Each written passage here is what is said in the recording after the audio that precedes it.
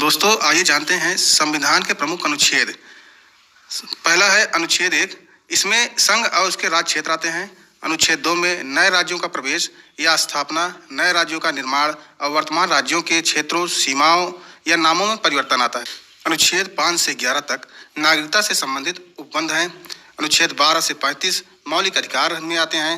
अनुच्छेद 36 से 51 तक राज्य के नीति निर्देशक तत्व और अनुच्छेद 51 का में मूल कर्तव्य आता है।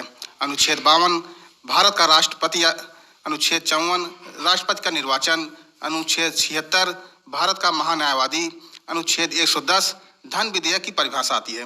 अनुच्छेद 123 में संसद के विश्रांत काल में अध्यादेश जारी करने की राष्ट्रपति की शक्ति है। अनुच्छेद 143 में उच्चतम न्यायालय से परामर्श करने की राष्ट्रपति की शक्ति है।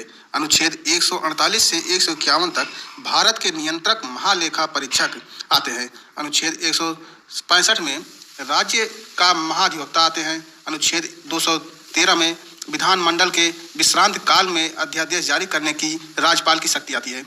अनुच्छेद 226 में कुछ रीट निकालने की उच्च न्यायालय की शक्ति आती है। अनुच्छेद 231 में 2 या अधिक राज्यों के लिए एक ही उच्च न्यायालय की स्थापना। अनुच्छेद 243 में पंचायतें एवं नगर पालिका आती है।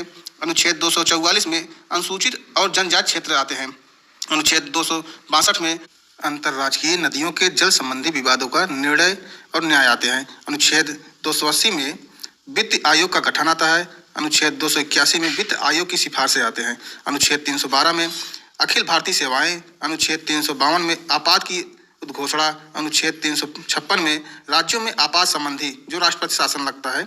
अनुच्छेद 360 में वित्त आपात के बारे में उपबंध। अनुच्छेद 368 में संविधान संशोधन की प्रक्रिया आती है। अनुच्छेद 370 में जम्मू कश्मीर के संबंध में अस्थायी उपबंध आते हैं। दोस्तों यह कुछ अनुच्छेद महत्वपूर्ण है जो बराबर परीक्षाओं